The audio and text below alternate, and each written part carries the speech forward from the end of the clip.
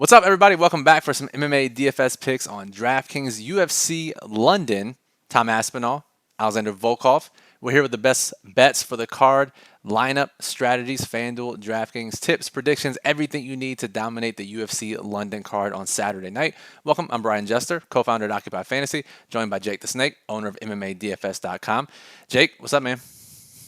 Not a whole lot, man. Fun card. Going across the pond for this one. Should change some stuff up with a live crowd. Looking forward to it. Yep, and we got an early start, so make sure you are aware. 1:30 it looks like for the slates locking. So get your lineups in early on Saturday. We're putting this video out Friday night. In these videos, what we do, we talk about the main event, what it means for DFS, any newcomers, and how they should translate into their DFS debut, fights we want to target, and then some stream parlays and bets for the card. Make sure you subscribe to the channel, get notified when we go live, upload any new videos. Give us a thumbs up. Any comments or questions, comment on the video or join our Discord server. We're in there literally 24/7 and we'll be in there watching the fights tomorrow night. So come join us at occupyfantasy.com/Discord or just click join right below this video. So Jake, Tom Aspinall, just skyrocketing up the ranks after some quick wins in the UFC. He's facing veteran Volkov here. Let's talk about this fight from a DFS perspective. And for me, at least, I've always kind of compared Aspinall and Chris Daukaus just because of when we started analyzing UFC and these two guys come in at the same time and both guys starting off hot. However, I would say Aspinall, for me, much more well-rounded fighter, quicker, can grapple some. So I think if there was one to meet a test of this level compared to Daukaus getting folded by Derek Lewis, it would be Aspinall. But, dude, this is a tough matchup. So talk to me about the matchup with Volkov and how you expect it to play out for DFS. Yeah, man, that's an interesting comparison because they did come up around the same time. And Dawkins finally lost when he faced a veteran when he made the big jump up against Lewis, and now Aspinall gets his test against Volkov. So we'll see if he does a little bit better. But I think it's a pretty cut and dry matchup. I mean, you look at it like Aspinall's faster, he's more powerful, he has better grappling. The big thing is that he's never won a fight that lasted longer than like 6 minutes. And then you have Volkov, and all of his fights last longer than that. So, I mean, something has to give here. We don't really know what Aspinall's cardio is like. And the only kind of sneak behind the scenes picture of it we got was Andrei Arlovsky. That fight made it 69 seconds into the second round. And honestly, Aspinall was already starting to fade in that one. Maybe he just punched himself out.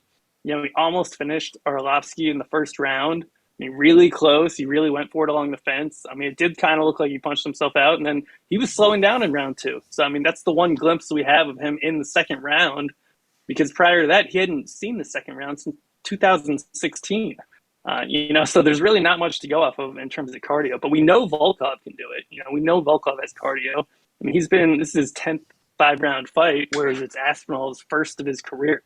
So, I mean, that's the biggest question mark in the fight. But I think everyone's kind of in agreement here. I mean, Aspinall's, he's the one that's more likely to end it in the first round and a half. And that's kind of his path to victory, is getting an early knockout. And Volkov's path to victory is going to be to outlast him in cardio and wait for Aspinall to gas out. So, I don't think there's many different takes out there. I mean, that is the general consensus, right? Like, am I wrong? No, it seems that way. I've read a few things just to see where the industry stands, and yeah, I think everyone's on the same page. What makes this interesting is from even a FanDuel perspective, because they priced the main event down a little bit this week, and on DraftKings they're priced in that mid-tier, 8,300 for Aspinall, which you see on screen here, Volkov 7,900. So it's really tough for either fighter to be left out of the optimal lineup with any type of decent score just because of the pricing. What's interesting in low-risk contests, Jake, generally we're not looking to play heavyweights stacking the main event. But given the price and given this way that this fight should go, I think that's probably the call this week.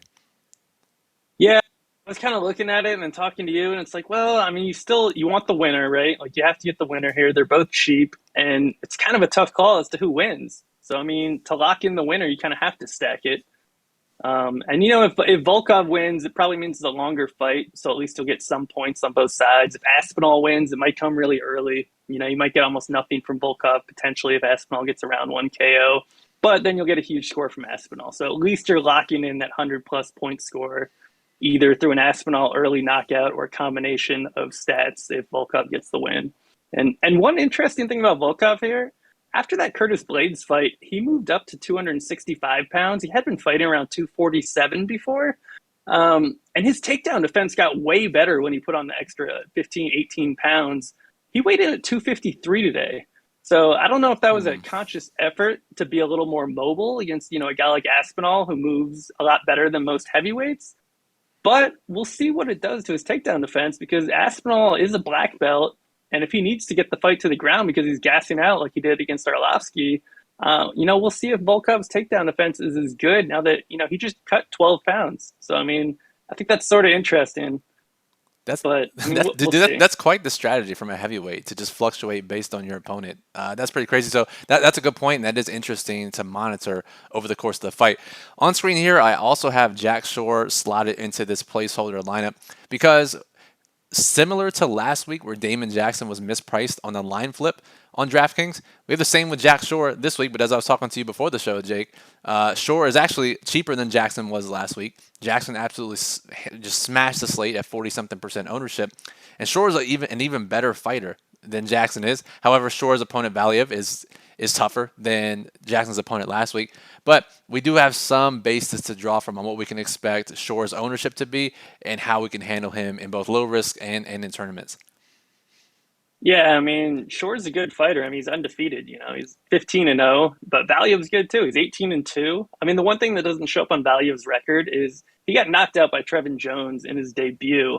The result was overturned because Jones tested positive for pot, after taking the fight on short notice, of course. So and that doesn't show up. The Valiev has been knocked out recently. He almost got knocked out in his last fight against Barcelos in the second round as well. So I mean, while Valiev is 18-2, technically undefeated in the UFC, technically has never been finished. He's had some close calls, and in reality, he has been knocked out not that long ago. So I think that's one thing to consider with him. For sure. So sure, you have to get him into your low risk lineups where it gets interesting. In high risk contests, you pretty much have to go under the field if he's going to be. What is your projected ownership on him right now, Jake, on DraftKings? We have him at 43% right now. I mean, everyone's going to want to play him. I could see it fluctuating a little bit, but I think that'll be pretty close.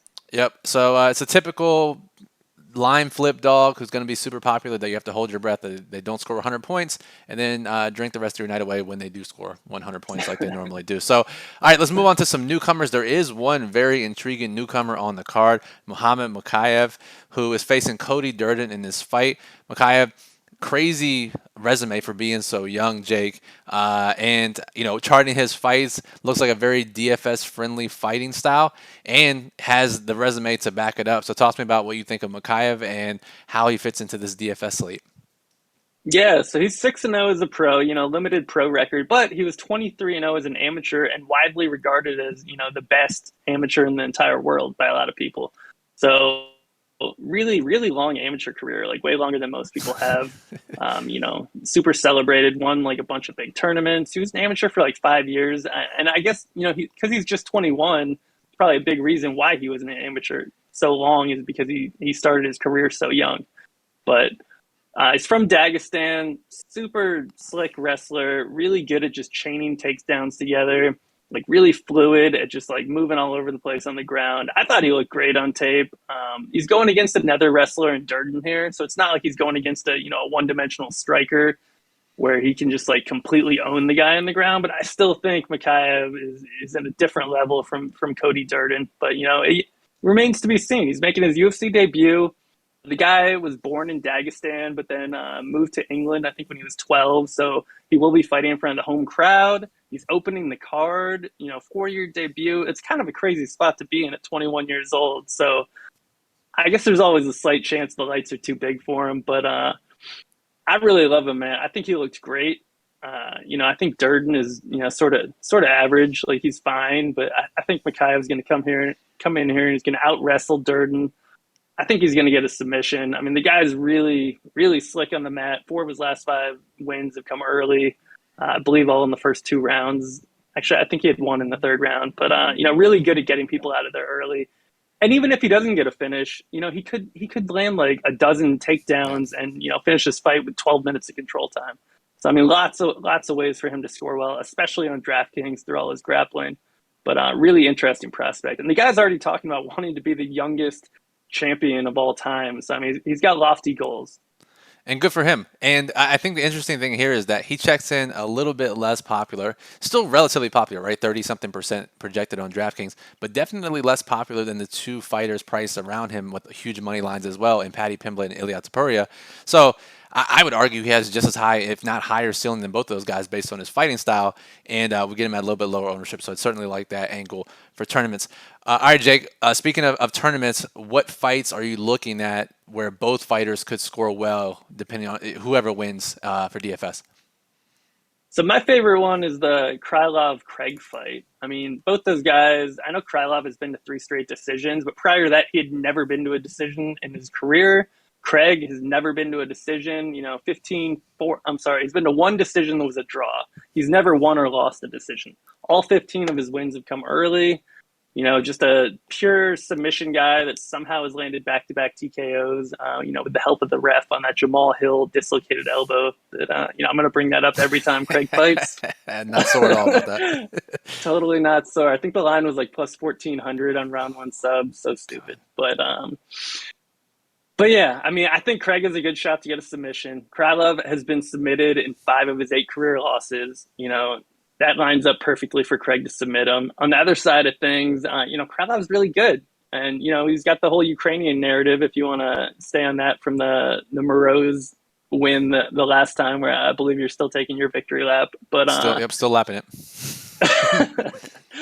I just think the winner there is probably going to get a finish, probably going to get decent grappling stats, and is going to score well regardless of who it is. And I kind of like Craig just to pull off the upset. I think he has more momentum going for him right now, but not going to be surprised at all if Krylov finishes him. Both guys are really good, and I think we're going to see a high score there. So that's my favorite stack.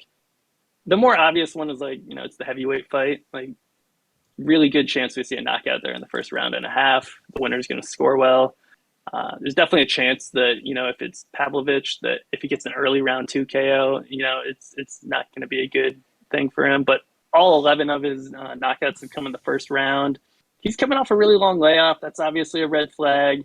Shamil is 40 years old, hasn't won a fight since 2019. So, I mean, it's sort of gross, but I think we see an early knockout there, and the winner should score well. So that's an interesting one. And the Molly McCann Carolina, I think we have a high floor, kind of an undetermined ceiling.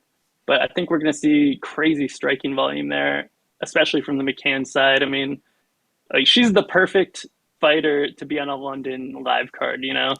She's going to just have the crowd eating out of her hand.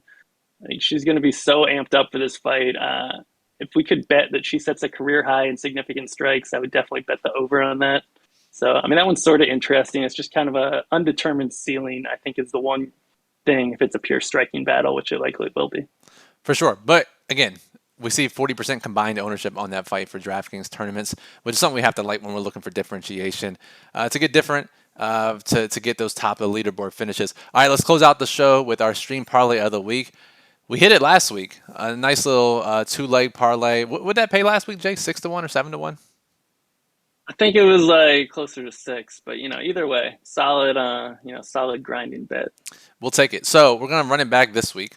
Another 2-leg parlay. You can get all of Jake's bets in the daily plug, occupyfantasy.com. Let me bring it up really quickly for you, where Jake puts out his top plays for the slate, lineup strategies, and his best bets for the week. Also check out MMADFS.com, where Jake has premium content, but also breaks down every single fight from a DFS and a betting angle. Invaluable content if you are betting on MMA. And so I'm going to use one of your bets this week, Jake, for my leg of the parlay, and I'm really surprised because this line differs everywhere, and it's the importance of line shopping. Ilia Topuria, round 1 submission win, is plus 310 at FanDuel. It's all over the place at other sites, but again, FanDuel, if you can get that bet, plus 310, Ilia Topuria, round 1 sub. Yeah, man, I think it's a really good bet. You just need to dodge the fact of him finishing the fight with ground and pound. Yep. He's definitely, I won't even say it, but very good chance he gets a first round finish there, against the one-dimensional striker. But I won't tempt fate too much. I'll go with McCann decision. I think Carolina definitely has a chance to win that fight, but I think it's almost a guarantee that it goes the distance. And I think McCann is definitely going to get some home cooking if it's close. And I think McCann probably outlands her. So I'm going to go McCann decision. I think at FanDuel that's 110. I saw it earlier in the week at plus 120 at some places, but since we're going, FanDuel for Taporia, I'll call it 110, and if people can get 120, good for them. But if we do 310 and 110, that should be plus 761 on the parlay. Oh, we'll be cooking if we get back to back 6 or 7 to 1 parlays. So make sure you check out all the content we have available for you on this slate: UFC London, Aspinall versus Volkov, MMADFS.com, where Jake puts all of his work. Check out the sheet and his premium content there, and then OccupyFantasy.com, where you can get the daily plug, the write up, exactly how to play the DFS slate, our Occupy model, which ranks every fighter on FanDuel and DraftKings using our back-tested metrics, and our lineup builder, which allows you to build up to 150 lineups automatically or hand-build lineups using our optimal lineup criteria. Go give Jake a follow on Twitter at DFS_MMA. I'm at Brian Jesser FF. We're at Occupy Fantasy. Appreciate everyone for listening. Make sure you subscribe to the channel.